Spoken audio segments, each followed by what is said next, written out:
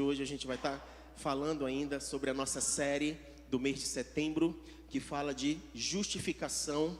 E hoje, em específico, a gente vai falar de uma parte da carta de Paulo aos Romanos, que fica no capítulo 5, Romanos capítulo 5. A gente vai falar sobre o outro Adão, mas antes de nós falarmos especificamente desse outro Adão, a gente precisa compreender um pouquinho em que parte da carta de Paulo nós estamos chegando. Bem, nós estamos chegando no finalzinho da parte da carta, em que, não no final da carta de Paulo, mas do trecho da carta, em que ele encerra o assunto sobre justificação e ele entra numa outra parte, num outro assunto que está ligado à santificação. E enquanto ele não fala especificamente da santificação, ele conclui essa parte falando sobre a justificação por meio da fé, e ele começa a expor essa doutrina, esse ensinamento a respeito da justificação, usando um exemplo, usando uma ilustração. E essa ilustração conta a história de dois homens. E eu preciso conversar com vocês sobre a história desses dois homens, e nós precisamos compreender um pouco melhor a história desses dois homens, para que a gente consiga compreender o que Paulo quer dizer a respeito da justificação em relação a esta comparação. E não adianta nós estudarmos esse trecho, não adianta nós estudarmos essa parte da Bíblia, se nós não conhecermos o que envolve a parte histórica, se nós não conhecermos a história. Então eu vou começar agora contando a história desses dois homens, eu vou fazer um resumo sobre a história desses dois homens, e eu espero que você consiga, junto comigo, identificar quem são esses dois homens e o que eles representam e como a gente enxerga a história deles. Vamos lá? O primeiro homem que eu vou contar a história para vocês, ele foi criado aqui na terra. Ele, na verdade, estava dentro de um jardim, dentro de um ambiente perfeito, um ambiente prazeroso. Eu não sei se você sabe, mas a palavra Éden significa prazer, significa satisfação. Ou seja, Deus, quando criou todas as coisas, plantou um jardim e ele chamou esse jardim de Éden, lugar de prazer, lugar de satisfação.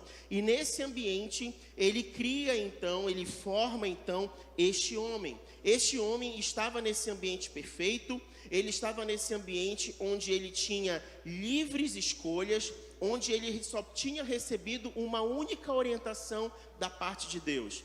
Ele só recebeu uma única regra, uma única norma da parte de Deus. Deus deixou livremente para que ele governasse, para que ele fizesse cuidado do jardim. E Deus disse apenas uma coisa para ele: você só não pode comer da árvore que produz o fruto do conhecimento do bem e do mal. Esta é a sua única limitação, seu único impedimento. Dos demais frutos, das demais árvores você pode comer livremente. Ele teve a oportunidade, dentro desse ambiente perfeito, dentro desse ambiente de liberdade, de possibilidade de fazer suas escolhas, ele teve, entre tantos prazeres, ele teve a oportunidade de constituir a sua família. E quando ele teve a oportunidade de constituir a sua família, ele foi o primeiro ser, o primeiro homem a escrever, não, a declarar, vamos colocar assim, a declarar o primeiro poema romântico para uma pessoa. Quando ele viu a esposa, quando ele viu a sua mulher que Deus fez, ele chegou e disse: esta sim é carne da minha carne, ossos dos meus ossos. Parece estranho para nós hoje dizer isso, né? Quão romântico é isso? Mas a gente está falando de o início de todas as coisas, o início da criação. Na verdade, o que ele fez nessa declaração foi dizer: eu me enxergo nela, ela me completa, ela faz parte do meu ser. Foi isso que ele declarou. Então ele foi o autor do primeiro poema de amor da história. Olha só que coisa maravilhosa. Um outro privilégio que ele teve era que ele tinha a possibilidade de andar com Deus todos os dias. Todos os dias, na viração do dia, que é por volta das 18 horas, ele tinha a oportunidade de caminhar no jardim na companhia de Deus.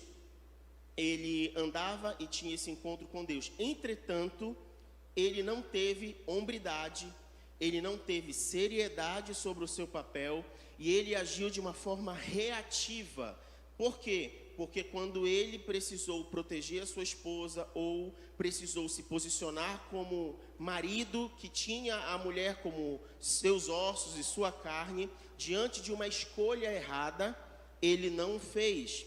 E quando ele agiu assim, ele optou por se esconder ao invés de se arrepender. Ele optou por acusar ao invés de encarar as coisas com um coração humilde e submisso. E a consequência disso é que ele foi expulso do jardim, ele foi expulso desse paraíso, e por conta dessas suas escolhas, por conta dessa maneira que ele se portou, ele introduziu no mundo o pecado e por meio do pecado a morte. Então, a gente está falando de que personagem? Adão. Nós estamos falando aqui de Adão. Então, Adão, a palavra Adão significa humanidade. Então, ele, representando a humanidade, significa que a partir do momento em que ele teve essa escolha, que ele teve essa postura, então o reinado do pecado começou a interferir na humanidade. O reinado de morte começou a interferir na humanidade. E ele, como representante da humanidade, isso afetou a todos os homens. Então, nós estamos aqui contando uma história de um homem, o primeiro Adão. Só que nós precisamos conhecer a história de um outro homem, de um segundo homem, que veio muito tempo depois, mas que eu também preciso contar a história dele para vocês. Então eu quero contar para vocês a história de uma criança que nasceu de uma jovem moça de aproximadamente 15 anos. Ela estava noiva de um homem, mas este homem não era o pai da criança que ela estava grávida. Ele nasceu sem conforto, sem regalias. Ele precisou ser escondido e passou os primeiros anos da sua vida fugindo. Ele precisou, nos primeiros anos da sua vida, ir para o Egito, inclusive. Cresceu ouvindo que tinha vindo da parte de Deus como uma promessa. Apesar das pessoas à sua volta o criticarem, porque sabiam que José não era o seu pai. Ele decidiu, então, dedicar a sua vida acreditando nessa promessa, em submissão e obediência, até a fase adulta. Quando ele chegou à fase adulta, ele começou a experimentar algo mais profundo na sua história e na sua vida. Em pessoal, em particular, quando ele tinha por volta de 30 anos, ele decidiu mergulhar de cabeça nesse propósito em que foi plantado no seu coração, de que ele vinha da parte de Deus. Então ele foi até um ambiente de batismo e ele foi levado às águas para se batizar. Quando ele desceu nas águas do batismo, ele teve uma das experiências mais pessoais e profundas da sua vida. Ele escutou uma voz que vinha do céu dizendo que ele era filho amado do seu pai, Deus. E quando ele experimentou isso, ele foi levado a uma experiência de deserto. Ele saiu para o deserto e passou 40 dias em jejum. E nesse período dos 40 dias em jejum, ao final desse período, ele então é tentado. E quando ele foi tentado, ele triunfou neste ambiente de deserto. Ele não veio da terra, ele veio do céu. E com a sua vida, ele trouxe ao mundo justiça e imortalidade. Então, ele abre, através da sua vida, da sua história, um caminho de volta ao paraíso. E aí, unir-se a ele significa então experimentar um reinado de graça e um reinado de vida. Eu estou falando de Jesus. Eu não sei se você já tinha parado para pensar nessas duas histórias. Talvez você nunca tinha comparado a história desses dois homens. E você percebe que essas duas histórias, quando elas são colocadas paralelamente, elas desconstroem na nossa mente muitas coisas. Porque a gente é acostumado a pensar, eu preciso de um ambiente perfeito para dar certo. Então, enquanto as coisas não estiverem bem resolvidas, eu não vou conseguir avançar, eu não vou conseguir dar certo.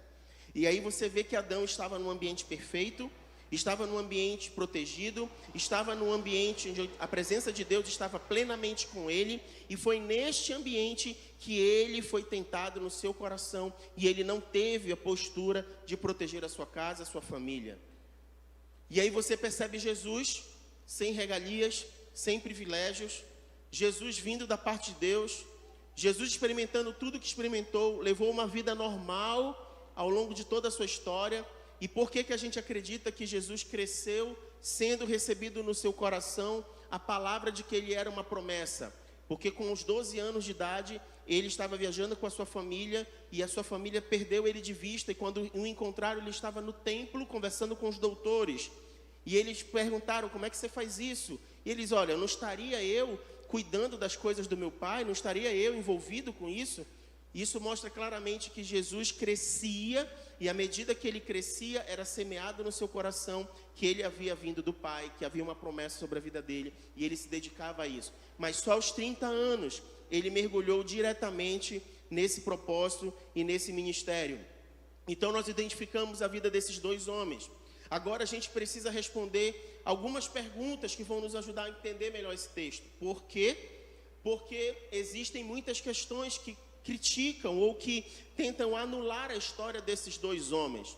A primeira pergunta que eu poderia fazer aqui é: será que Adão é um personagem histórico ou ele é um personagem mitológico? Por que a gente precisa responder essa pergunta? Porque se você nega a existência de Adão, e se você torna ele apenas um personagem de uma mitologia, de uma história fantasiosa, significa dizer que você anula todo o propósito criador em Deus, que diz que criou Adão para a humanidade, e você anula tudo aquilo que Deus fez na perspectiva da humanidade a partir de Adão. E essa tendência tem feito muitas pessoas duvidarem de quem Deus é e duvidarem da palavra. Se você negar Gênesis de 1 a 3, que contam essa história, você começa a acreditar numa outra forma de enxergar a humanidade e tudo aquilo que existe. Então, se Adão é um mito, a palavra de Deus perde toda a sua credibilidade, pois esta palavra descreve Adão como um personagem da história, que existiu verdadeiramente, assim como o próprio Jesus. Se a gente não entender e não reconhecer Jesus como uma pessoa que de fato viveu nesta terra e andou nesta terra, nós não temos como acreditar que ele era o Filho de Deus. Não tem como, você acaba negando toda essa existência. Então, tanto Adão quanto Jesus, nós precisamos colocar tudo no seu devido lugar em relação à vida deles. Eles não representam uma mitologia, não representam uma história fantasiosa, mas uma história real, verdadeira. Pessoas que existiram na história. Quando você pensa a respeito disso, falando mais de Jesus, eu me lembro muito de Augusto Cury. Augusto Cury é um psicólogo, psicanalista e psiquiatra, descendente de judeu, e ao longo da ciência, da história da sua vida, se dedicou à pesquisa, se dedicou à ciência, e ele, já na fase de pesquisador dentro dessa área, decidiu provar a inexistência de Jesus Cristo. E na tentativa de provar que Jesus é uma fantasia criada pela mente humana, ele começou a pesquisar então quais eram as características das pessoas, de como as pessoas se comportam. E através do comportamento das pessoas provar que Jesus foi criado pela mente humana. A mente humana criou esse personagem e todos decidiram então acreditar que ele era aquilo que ele não seria. E ele se dedicou a isso, para que ele conseguisse provar a sua teoria. Ele então mergulhou em documentos históricos, mergulhou em elementos de registros da história, para que provasse que Jesus não era quem ele de fato era. O resultado disso foi que Augusto Cury chegou a toda uma documentação que testificou que na época em que a Bíblia diz que Jesus viveu nessa terra, de fato houve uma pessoa que pisou nessa terra chamada Jesus Cristo, que de fato ele andou com alguns seguidores, que de fato ele fez os milagres relatados, que de fato as histórias contadas na Bíblia eram verdadeiras, e que aí naquele momento a ciência deixava de trazer explicações, porque para acreditar que este homem era filho de Deus e fez os milagres que fez, a ciência não conseguiria mais explicar. A ciência só conseguiria provar que ele existiu e provar que os seus relatos foram confirmados por outras pessoas. A partir desse momento a ciência se calaria e só era possível então crer que Jesus era o Filho de Deus por meio da fé. E a partir daquele ponto a ciência para e a fé em Jesus Cristo entra em ação. Então, se Jesus é verdadeiro, se ele é um personagem que existiu na história e ele fez tudo o que ele fez, então nós estamos falando que assim como Adão, os dois representam a testificação do que a palavra de Deus fala a respeito da existência da humanidade vinda pela criação em Deus. A razão pela qual todos nós, tanto homens como mulheres, sejam judeus ou não judeus, foram afetados pela escolha de Adão como representante da humanidade. Tudo isso nos leva a remeter então o texto que eu quero ler com vocês agora, em Romanos capítulo 5, do verso 12 ao verso 21. Nós só poderíamos chegar nesse ponto da leitura se nós tivéssemos compreendido toda esta reflexão histórica a respeito da vida desses dois homens. Então, abra comigo em Romanos, capítulo 5, do verso 12 ao verso 21. E a minha oração é que o Espírito Santo de Deus possa trazer clareza nas nossas mentes e corações a respeito do que a gente vai ler, diante do que a gente está conversando aqui. Vamos lá. Concluindo da mesma forma, como o pecado ingressou no mundo por meio de um homem, e pelo pecado a morte, assim também a morte foi legada a todos os seres humanos, porquanto todos pecaram. Porque antes de ser promulgada a lei, o pecado já estava no mundo. Todavia, o pecado não é levado em conta quando não existe a lei. No entanto, a morte reinou desde a época de Adão até os dias de Moisés, mesmo sobre aqueles que não cometeram pecado semelhante à desobediência de Adão, o qual era a prefiguração daquele que haveria de vir. Contudo, não há comparação entre o dom gratuito e a transgressão, pois se muitos morreram por causa da desobediência de um só, muito mais a graça de Deus e o dom pela graça de um só homem, Jesus Cristo, transbordou para as multidões. Por isso, não se pode comparar a graça de Deus com a consequência do pecado de um só homem, porquanto o julgamento derivou de uma só ofensa que resultou em condenação, mas o dom gratuito veio de muitas transgressões e trouxe a justificação. Pois, se pela transgressão de um só homem a morte reinou por meio desse, muito mais os que recebem da transbordante provisão da graça e do dom da justiça reinarão em vida por intermédio de um único homem, Jesus Cristo. Verso 18. Portanto, assim como uma só transgressão determinou a condenação de todos os seres humanos, assim, igualmente, um só ato de justiça resultou na justificação que traz vida a todos os homens. Sendo assim, como por meio da desobediência de um só, muitos se tornaram pecadores, assim também, por intermédio da obediência de um único homem, muitos serão feitos justos. A lei foi instituída para que a transgressão fosse ressaltada, mas onde abundou o pecado, superabundou a graça, para que assim como o pecado reinou na morte, assim também reine a graça pela justiça, para outorgar vida eterna por intermédio de Jesus Cristo, o nosso Senhor. Você percebe que nesse texto, toda a história que eu contei no começo parece fazer uma conexão. O fato é que a gente acaba aprendendo a história de Adão separado da história de Jesus. Só que o apóstolo Paulo faz diferente. O apóstolo Paulo explica para nós algo. Ele diz assim mesmo: por intermédio de Adão, o pecado entrou na humanidade. E por mais que eu não fosse Adão, por que eu sou penalizado pelas escolhas e pela conduta que Adão teve? Exatamente pelo fato de Adão representar a humanidade. Então nós não estamos falando aqui de um pecado pessoal, mas nós estamos falando sobre uma característica que passa a fazer parte da humanidade por conta da postura de Adão. quando Adão escolhe não ouvir a Deus e dar atenção a um desejo do seu coração, que veio de um desejo plantado no coração da sua mulher, por meio da tentação, a humanidade começa a experimentar este tipo de conduta, este tipo de conflito.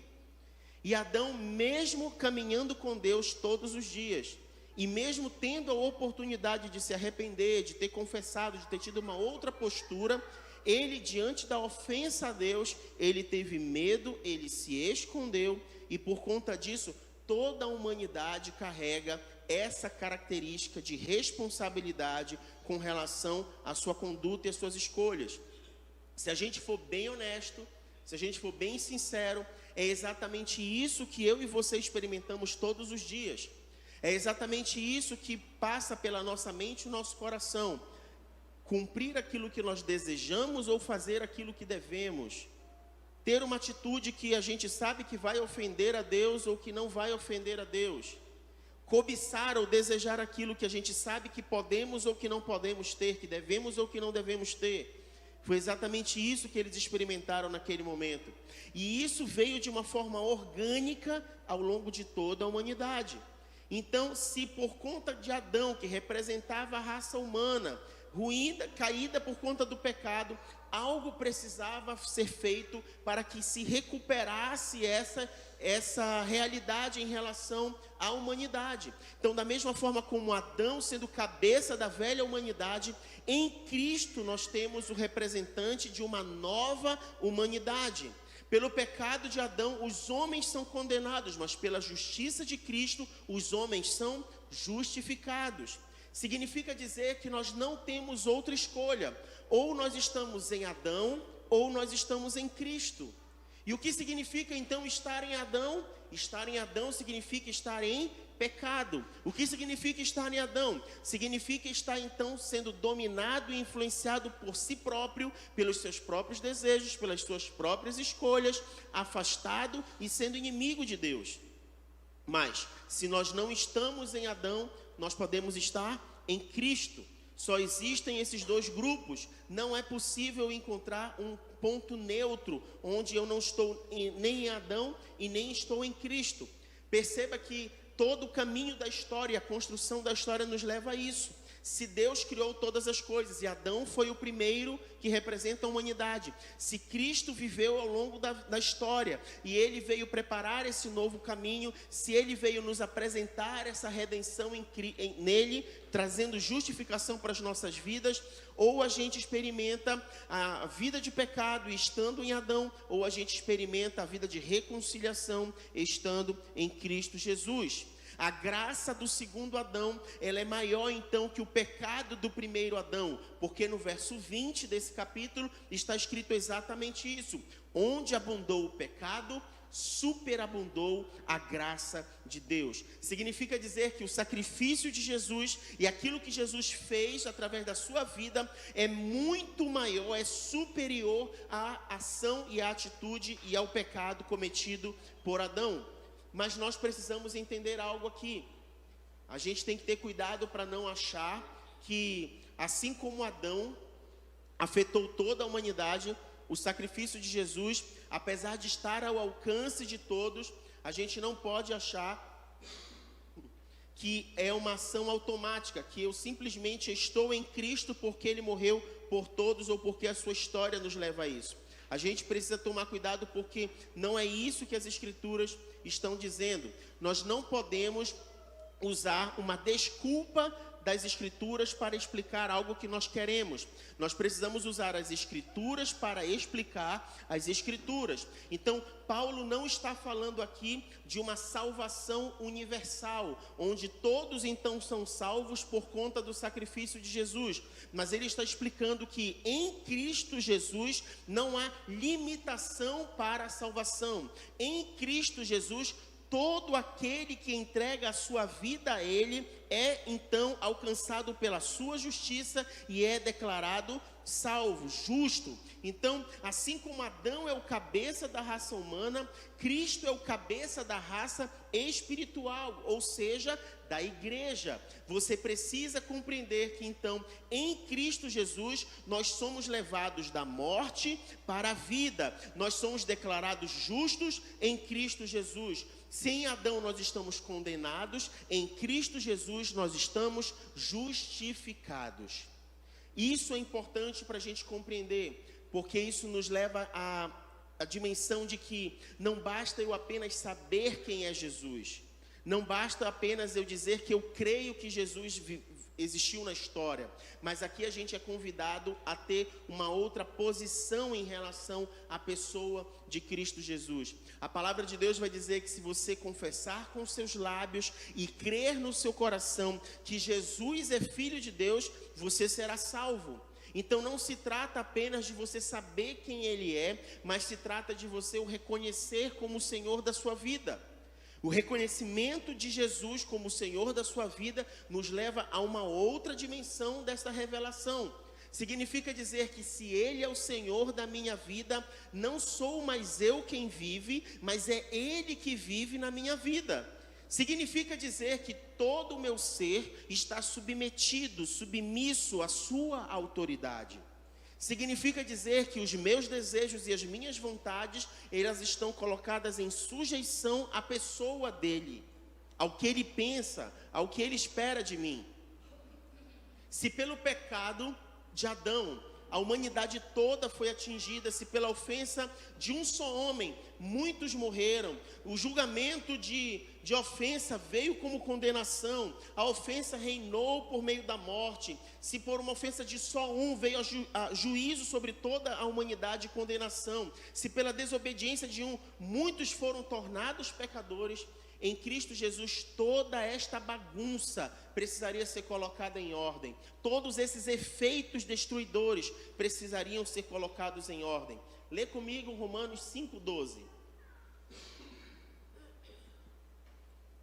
Da mesma forma como o pecado ingressou no mundo por meio de um só homem, e pelo pecado a morte, assim também a morte foi legada a todos os humanos, porquanto todos pecaram. Então o pecado entrou no mundo por conta da atitude desse homem. A morte entrou no mundo por conta do pecado deste único homem. E aí eu trago uma outra pergunta para você.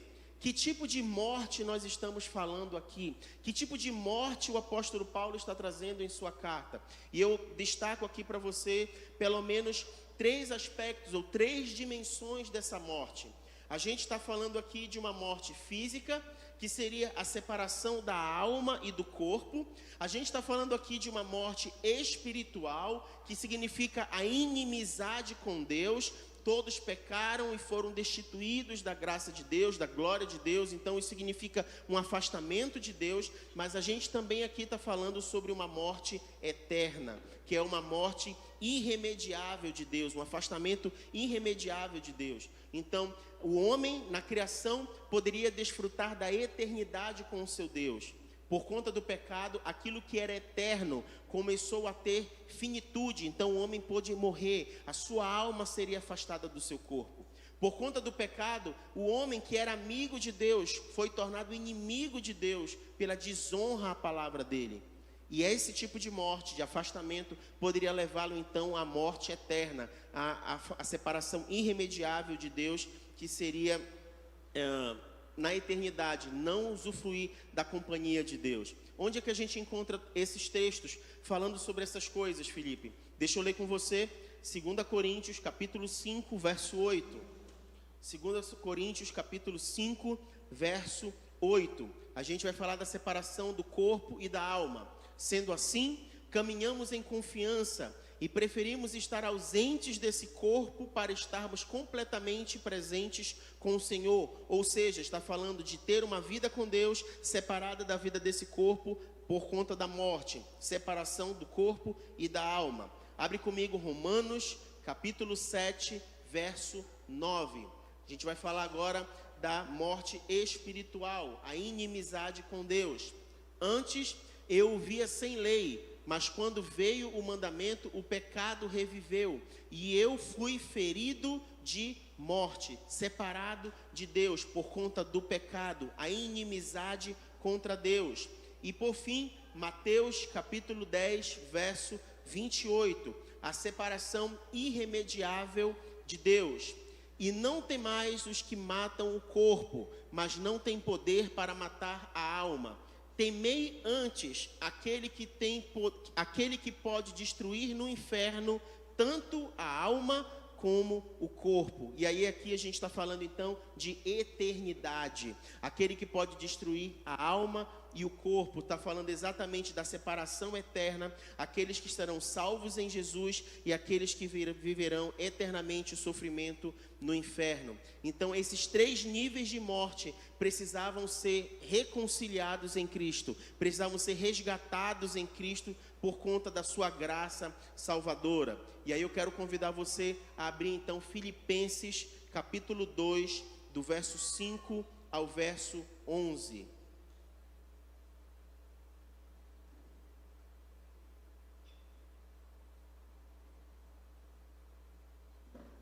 Porque na graça redentora de Jesus, a gente descobre a sua motivação em fazer o que ele fez. E nesse texto o apóstolo Paulo nos traz um retrato da motivação de Jesus.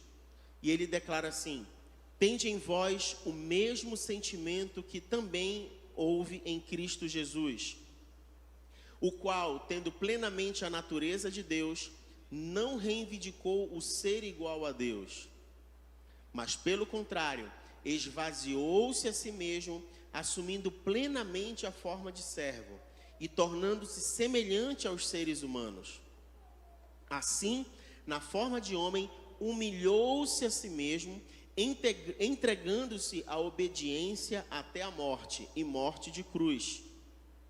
Por isso, Deus também o exaltou sobremaneira à mais elevada posição, e lhe deu um nome que está acima de todo e qualquer outro nome, para que ao nome de Jesus se dobre todo o joelho dos que estão nos céus, na terra e debaixo da terra, e toda língua confesse que Jesus Cristo é o Senhor, para a glória de Deus, o Pai. Então você percebe na postura de Jesus uma motivação em que ele, mesmo sendo Deus, se esvazia da sua condição de Deus, nega-se a si mesmo, e esta motivação lhe levou a uma consciência de renúncia. E por conta desta renúncia, ele foi obediente até o final, até a morte e morte de cruz. E quais foram os efeitos dessa submissão de Cristo Jesus? Abre comigo em Isaías 53, 5. Os efeitos da obediência de Jesus. Cristo recebeu na cruz todas as nossas transgressões. Ele foi o nosso fiador, mas de fato ele foi transpassado por causa das nossas próprias culpas e transgressões. Foi esmagado por conta das nossas iniquidades. O castigo que nos precipitou a paz caiu todo sobre ele, e mediante as suas feridas nós fomos curados. Abre comigo em Isaías 43, 25. Isaías 43, 25. Sou eu mesmo, aquele que apaga as tuas transgressões por amor de mim, e que não se lembra mais dos teus erros e pecados. Então, os efeitos da salvação em Jesus são exatamente os efeitos em que ele na cruz nos perdoa de toda culpa, de toda condenação. Ele nos trouxe justificação. E quais são os resultados então? Os resultados dessa postura de Jesus, desse sacrifício de Jesus. Bem, os resultados são o triunfo da graça sobre o pecado. A graça acaba desbaratando o reinado de pecado. Nós somos salvos do pecado em diversas dimensões. E assim como eu falei para você do corpo, da alma, como eu falei da morte eterna, o resultado da salvação em Jesus também nos livra do pecado em 3 dimensões. E eu queria falar com você dessas 3 dimensões. Nós somos salvos da culpa do pecado. Como isso acontece? A justificação em Cristo Jesus. Nós somos salvos do poder do pecado. Como isso acontece? A santificação. E nós somos salvos da presença do pecado. Como isso acontece? Através da glorificação. Então, salvos da culpa do pecado, Jesus nos declarou justos. Todo aquele que confessa o nome de Jesus é declarado justo. Então, a culpa do pecado não vem mais sobre a vida dele. O pecado já não pode mais servir como acusação contra a vida daquele que confessou o nome de Jesus. Mas também nós somos salvos do poder do pecado.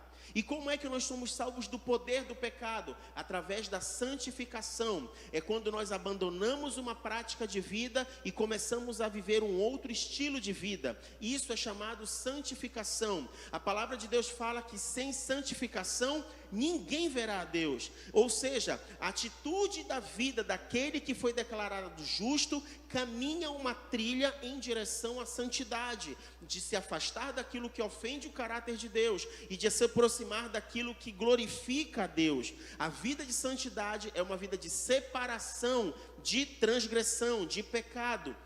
Mas nós experimentaremos um dia, um momento em que nós seremos salvos da presença do pecado.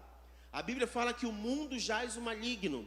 A Bíblia fala que nós sofremos a influência do pecado todos os dias. Mas haverá um momento, haverá um dia, haverá um momento da nossa vida em que nós estaremos livres de toda essa influência.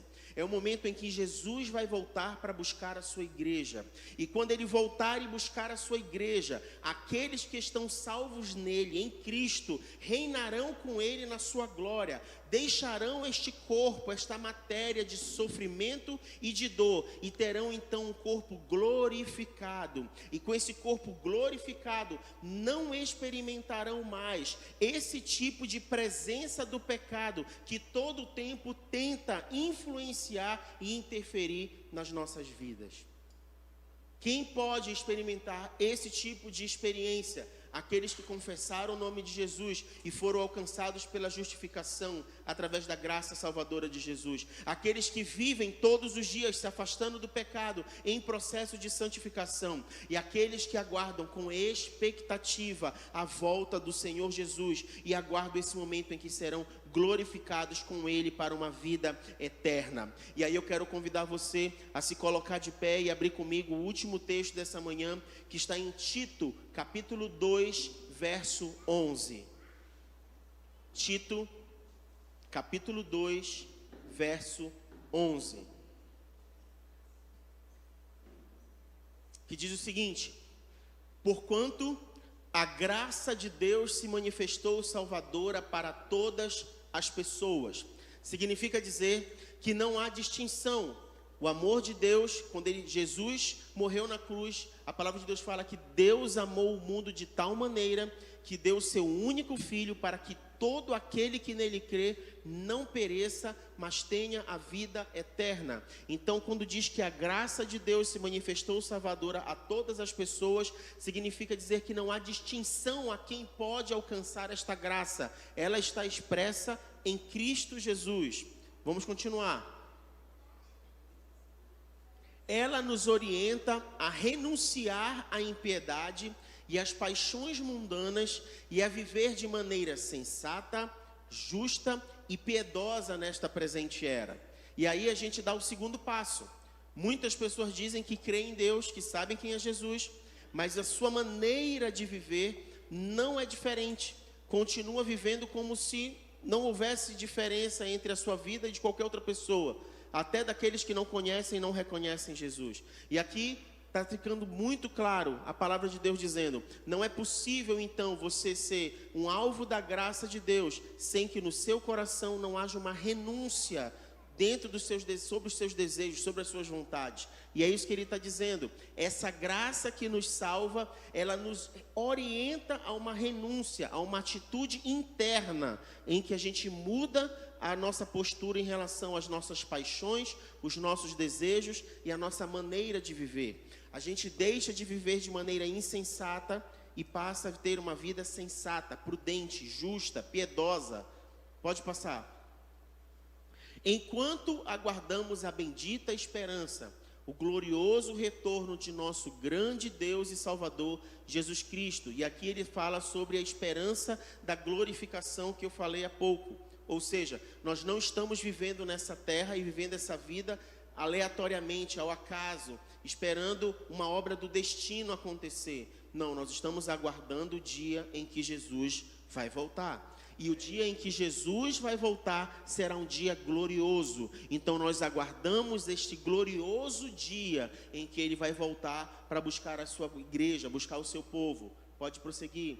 Ele que se entregou a si mesmo por nós, para nos remir de toda a maldade e purificar para si um povo todo seu, consagrado às boas obras. E aí aqui eu quero resgatar com você a aliança que Deus havia feito com o seu povo lá no início da história.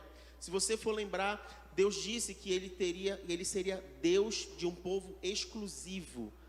Eu serei para vocês o seu Deus e vocês serão para mim o meu povo.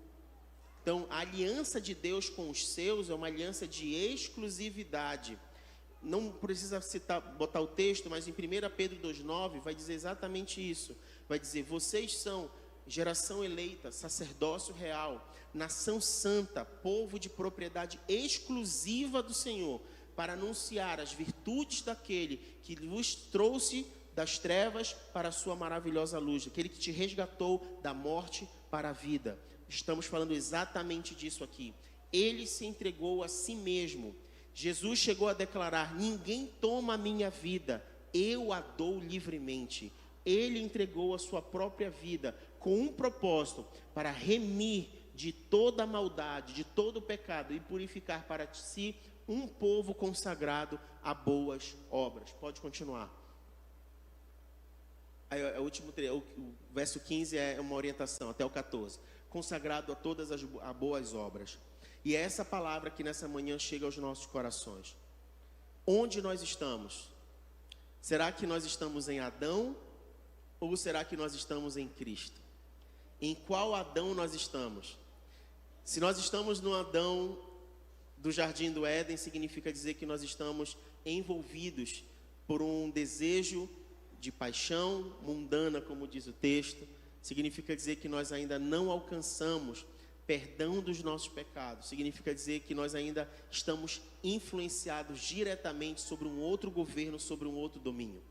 Mas Jesus abriu um novo e vivo caminho. Ele apresenta para nós um caminho de resgate, de salvação e de transformação. Ele apresenta para nós um motivo de redenção nele. E se nós estamos em Cristo Jesus, nós temos a oportunidade de experimentarmos uma nova vida, uma nova aliança. E eu queria convidar você então a curvar a sua cabeça, fechar os seus olhos e pensar a respeito disso que nós conversamos nessa manhã.